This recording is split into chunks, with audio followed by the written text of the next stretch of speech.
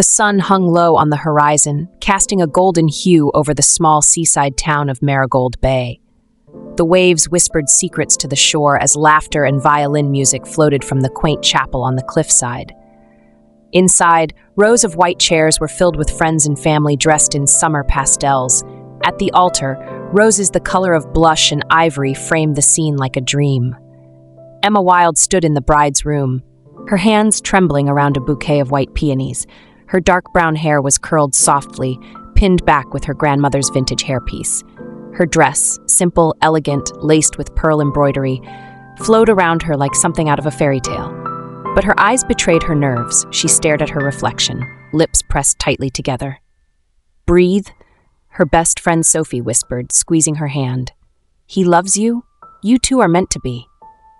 Emma nodded, clutching the bouquet harder. She had met Julian Harrington during grad school. He was charming, intelligent, the kind of man who walked into a room and turned heads without trying. He had told her he loved her on their second date. A whirlwind romance followed, and after 2 years, he proposed in Paris. Everyone thought they were perfect. But even perfect can break. The chapel bells chimed, the music started. Emma waited and waited. 30 minutes passed. Her father walked in slowly, face pale, jaw set. "Emma, he's not here." She didn't cry at first. She stood there, numb, while whispers turned to phone calls and guests awkwardly exited. Julian had vanished, no note, no call, just gone. It wasn't until midnight, alone in her apartment, still in her dress, that she collapsed on the floor and wept until her lungs ached. 7 years later, the smell of pencil shavings and floor wax filled the halls of Marigold Elementary. Posters with motivational quotes and crayon art lined the walls. Room 3A was lively with the chatter of second graders returning from recess. At the front of the class stood Emma Wilde, now Miss Wilde to her students. She hadn't thought she'd end up back in Marigold Bay, but after the disaster of that day and the months of emotional wreckage that followed, she needed peace. Teaching had always called to her. Kids didn't lie. They didn't pretend to love you while hiding doubts. They didn't abandon you without a word. "All right, class," she said, clapping her hands. "Time for quiet reading." That's when she noticed the boy standing just outside the door, hand in hand with the school principal. The boy had sandy brown hair, hazel eyes, and a serious expression far too grown up for a 7-year-old. "Miss Wilde, this is Aiden Harrington," the principal said with a gentle tone. "He's transferring in today." Emma froze. "Harrington?" The boy walked in, his backpack dragging slightly on the floor. He looked around and found a seat at the back, nodding politely. Emma kept her voice steady. "Welcome, Aiden. We're happy to have you." But inside, her heart was sprinting. She waited until the kids were immersed in their books, then slipped into the hallway and pulled out her phone. A quick search confirmed it. Julian Harrington, CEO of a regional tech firm, divorced, father of one. Her stomach turned. He was back. That evening, as she sat grading math tests in her small coastal apartment, her phone buzzed. A message from the school app. "New student meeting scheduled with Aiden Harrington's parent. Please confirm availability tomorrow 3:30 p.m. Parent, Julian Harrington." She stared at the screen for a long time, her pen frozen mid-stroke. The next day, she wore her most professional outfit. Not because she wanted to impress him. No. It was armor. At exactly 3:30, the classroom door opened. Julian Harrington stepped in. Emma almost dropped the red pen. He looked older, more tired around the eyes, but still striking. His tailored blazer, rolled-up sleeves, and 5 o'clock shadow screamed success. But there was something else in his posture. Hesitation, guilt, shame. "Emma," he said softly. "It's Miss Wilde," she corrected coolly, motioning to the chair across from her desk. He flinched slightly but obeyed. Aiden was waiting in the hallway, reading a book. "I didn't know you taught here," he said after a pause. "You didn't know a lot of things, apparently." He closed his eyes for a moment, then opened them slowly. "You have every right to hate me." "I don't hate you, I've moved on." He nodded. "Good, that's good. I didn't come here to open old wounds. I just want the best for my son. He's been through a lot." Emma raised an eyebrow. "Divorce?" Julian looked down. "His mother passed away last year, car accident. That hit harder than she expected." "I'm sorry," she said quietly. "Thank you." For a moment, silence settled between them. Not the bitter silence of anger, but the weight of things unsaid. "I'll do whatever's needed to make sure Aiden adjusts well," Julian added. "He's a good kid." "I can tell," Emma replied. He stood up, hesitated at the door. "Emma, I didn't mean to hurt you." She looked him dead in the eye. "But you did." He left without another word. That night, she couldn't sleep. Images from 7 years ago spun in her head.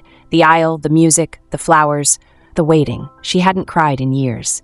But now, lying in the dark, she found her pillow damp. The following weeks, Aiden thrived in class. Polite, intelligent, kind. Emma couldn't help but feel connected to him. He asked thoughtful questions, helped classmates, and sometimes doodled little robot sketches on the back of his worksheets. But she saw the sadness in him, too. The way he lingered during pickup, the way he mentioned his mother only once. Sometimes Julian picked him up, other times a nanny did. But every time he came, Julian tried to talk. Just small things. Updates, comments about Aiden's progress, never pushing, just present. And Emma hated how part of her didn't hate it. One Thursday afternoon, Emma found a small envelope in her desk drawer. No name, just her. Inside was a drawing, Aiden's sketch.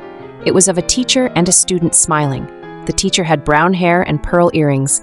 The student wore a backpack and was holding a card that read, "Thank you, Miss Wilde." Her throat tightened. She hadn't realized how much she'd come to care about him.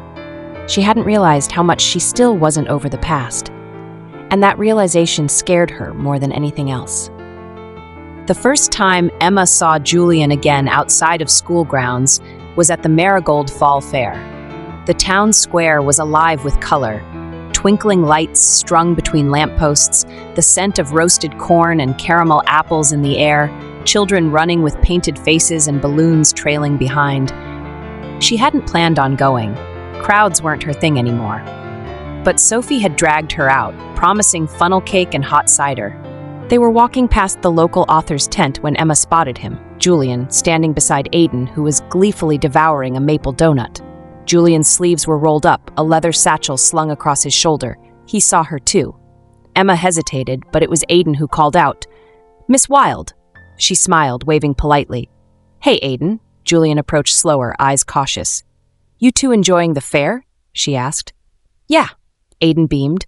"Dad said I could ride the bumper cars twice." Julian chuckled. "Negotiations were tough, but I gave in." Emma met his gaze briefly, then looked away. "I'm glad you came," he said quietly. "I didn't come for you." "I know," Julian replied, "but I'm still glad." Sophie raised an eyebrow at Emma from a distance, but said nothing. Later that evening, while sipping cider on a bench, Emma noticed Aiden playing with another boy near the fountain. Julian sat a few paces away, alone, watching his son with a mixture of love and something else. Regret, maybe? Emma walked over, unable to stop herself. "You look tired," she said, surprising even herself. Julian blinked. "I am. I forgot how much single parenting demands." There was a pause. "She was a good mother," he added, "better than I deserved." Emma sat down, watching Aiden laugh as he chased bubbles. "What happened between you two?" "We met 6 months after I left you." He didn't flinch at his own words. "I was a wreck, Emma. I didn't know who I was. Marriage scared me. Commitment scared me.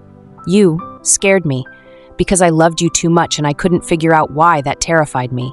She said nothing, letting the silence press against his confession. "I thought maybe if I started over, new city, new job, new woman, it'd fix the fear." He looked at her now. It didn't. Emma stared straight ahead. "So she was your escape plan." "I didn't mean for her to be, but she deserved better than what I gave her. And so did you." The ache in her chest hadn't dulled much over the years. She'd buried it under teaching schedules and lesson plans. But now, with him beside her, it surfaced again, raw and bitter. "You left me at the altar, Julian. I stood there, humiliated. I had to tell my father, my friends, that you vanished, that I wasn't worth staying for." Julian's voice broke. "You were worth everything. I just didn't realize it until it was too late." Weeks passed. They didn't speak much after the fair, but something shifted. He stopped lingering after pickup. She stopped watching the clock every afternoon. But the distance between them didn't remove the past. And then came the storm. A freak thunderstorm hit Marigold Bay one Friday afternoon, just as school let out. Parents were delayed, traffic was chaos, and the after-school program overflowed. Emma volunteered to stay late with a few students, including Aiden. By 6 p.m., only he remained, sitting quietly at a table, drawing. Emma brought him hot cocoa from the teacher's lounge. "Your dad said he's stuck in gridlock, but on his way." "Thanks," Aiden said softly. She noticed how small he looked in the empty room. "You okay?" He nodded, then hesitated. Do you think my dad's sad when he's alone?" Emma blinked. "What do you mean?" "Sometimes he sits by himself and just stares, like he's thinking about something he lost." Her heart tightened. "He doesn't talk about my mom much," Aiden added, "but sometimes I hear him say her name when he thinks I'm asleep." Emma knelt beside him. "Losing someone you love, it changes you. Even grown-ups don't always know how to deal with it." Aiden looked up. "Have you ever lost someone?" Emma hesitated. "Yeah, a long time ago." He nodded solemnly and returned to his drawing. When Julian finally arrived, drenched and winded, Emma walked Aiden to the car. Julian looked her in the eye. "Thank you. Drive safe." He opened the car door, then paused. "Would you have dinner with me sometime?" She blinked, stunned. "Are you serious?" He nodded. "I don't expect anything. I just want to talk, properly, not in classrooms or school apps." She looked at him a long moment. "Maybe," she said. "We'll see." The dinner. It wasn't a date, that's what Emma told herself. It was just dinner, catching up, closure. But when she walked into the little bistro by the harbor, wearing a simple navy dress, and saw Julian already there, flowers in hand, she knew it wasn't just anything. He stood when he saw her. "You look beautiful." She rolled her eyes, smiling despite herself. "Still laying it on thick? Only when it's true." They ordered wine, shared small plates, and talked about Aiden, about teaching, about old music, old friends, old dreams, and eventually, the past. "I kept the ring," he said quietly. Emma paused. "The engagement ring?" He nodded. "For months, I carried it in my coat pocket. Thought about mailing it, thought about flying back. I even went to your apartment once, but you weren't home." She didn't know how to respond. "I wanted to say sorry," he continued, "but I knew sorry wasn't enough." She sipped her wine. It wasn't. He leaned in slightly. "But maybe this is." She met his eyes. There was something in them she hadn't seen before. Not just love, humility. He wasn't the same man who left her, and she wasn't the same girl who waited at that altar. It started with one dinner, then two, then coffee on a Saturday morning after the school fundraiser. A walk on the beach one quiet evening while Aiden stayed with his grandmother. Conversations that didn't revolve around grades or lesson plans. Emma didn't tell Sophie at first. She didn't tell anyone.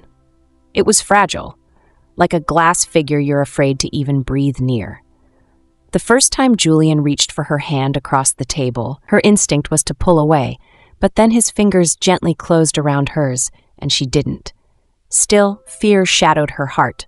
One wrong step, and it would all shatter again. One rainy Sunday, Julian invited her to his house for the first time. Aiden was there, playing with a Lego set in the living room, the fire crackling nearby. Emma walked in slowly, eyeing the family photos on the mantel.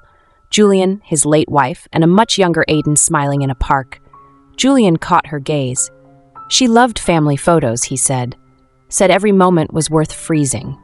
Emma nodded, unsure of how to respond. She was kind, he added, gentle, but she always knew I loved you before I even admitted it to myself. Emma turned toward him, surprised.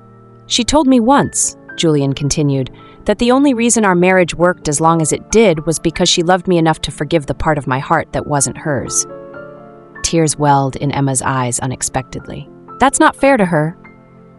No, he said quietly, it wasn't. She sat beside Aiden and began helping him with the spaceship he was building. The boy smiled up at her like she had always belonged there, and for a fleeting second it felt like she did. But not everyone agreed. The rumors started small, a few murmurs in the teacher's lounge, side glances at the PTA meeting, then an anonymous note left in her mailbox. Sleeping with your student's father? Real professional. Emma's stomach sank when she read it. She hadn't told the principal yet. She hadn't told the school board. There were no rules against dating a student's parent, but this was a small town, and small towns thrived on scandal. She confronted Julian that evening. I don't think we can keep seeing each other. His face dropped. Because of them? Because of everything, she said, voice shaking. Because I have to protect my job, my reputation. And Aiden. Julian stepped forward. I will protect you. I'll go to the board, to the school. I'll tell them everything. You've done nothing wrong. But I've already been the girl who was left behind, Julian, she whispered. I can't be the scandal, too. He didn't argue. He just looked at her with a kind of pain that didn't need words. I love you, he finally said. It was the first time he'd said it in 7 years. But she couldn't say it back. Not yet. Days passed. Emma tried to focus on work, on reading groups and field trip forms, but everything felt muted. She missed Julian's texts, missed Aiden's weekend updates about their projects, but worst of all, she missed the hope she'd started to feel. Then, on a Monday morning, Aiden wasn't in class, nor the next day. By Wednesday, she was worried. That afternoon, a text arrived. From Julian, he's sick, hospital, can't breathe properly. I didn't know who else to tell. Emma didn't hesitate. She left as soon as the final bell rang and drove to Marigold General, her heart pounding. She found them in the pediatric wing, Julian slumped in a plastic chair, hair a mess, dark circles under his eyes. Asthma, he said, standing as she approached. It hit hard. I didn't even know he had it this bad. The doctor says the grief, the stress, it may have triggered it. Emma walked into the room where Aiden lay with a mask over his mouth, a small IV in his arm.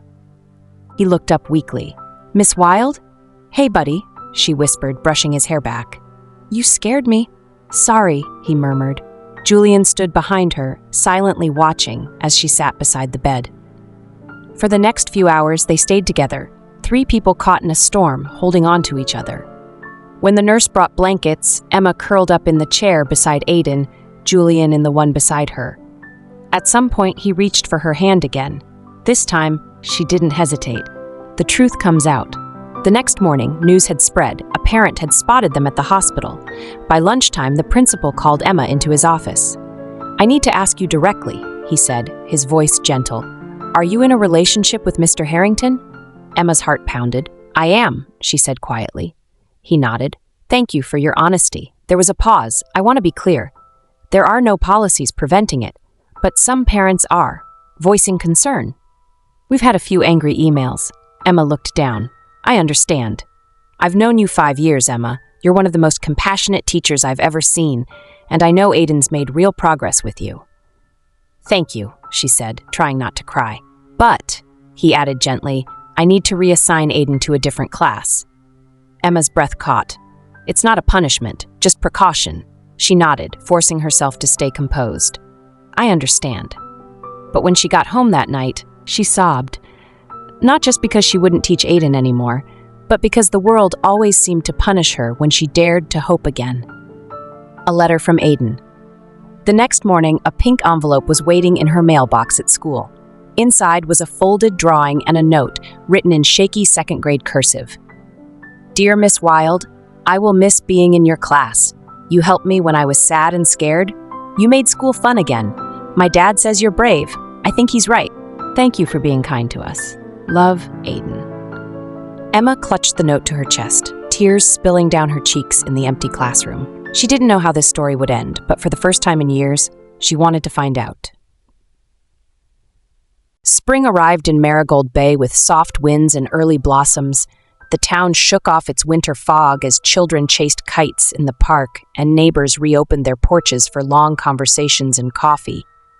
Emma stood at the school window during recess, watching the kids run. Her class felt a little quieter now. Aiden had been reassigned to another teacher a few weeks earlier, and even though she saw him in the hallways, something had shifted. Not in him, in her. The invisible line between her personal and professional life had been drawn, bold and permanent. And yet, Julian hadn't crossed it. He hadn't pressed. He hadn't tried to visit or send flowers or show up with apologies. At first, Emma thought it was guilt, then maybe pride. But the more she sat with it, the more she realized he was waiting for her, letting her decide, giving her space to choose him, not chase her. And that terrified her more than anything else had. One afternoon, Sophie dragged her to the new gallery opening in town. It was an exhibit of local artists, and Emma had barely been paying attention until one canvas caught her eye. It was a painting of the Marigold Chapel, the same one she had waited in 7 years ago. But this version was different. The colors were warmer, the sky twilight purple, and in the foreground stood a faceless woman in a flowing dress, looking not toward the chapel, but toward the sea. Emma stared at it, her chest tight. "It's about letting go," the artist beside her said softly. "My sister painted it after her fiancé left her."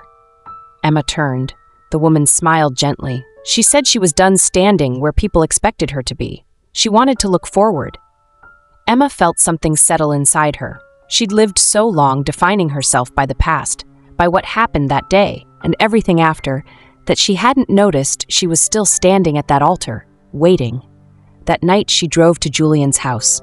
No warning, no message, just heartbeats and headlights slicing through the coastal night.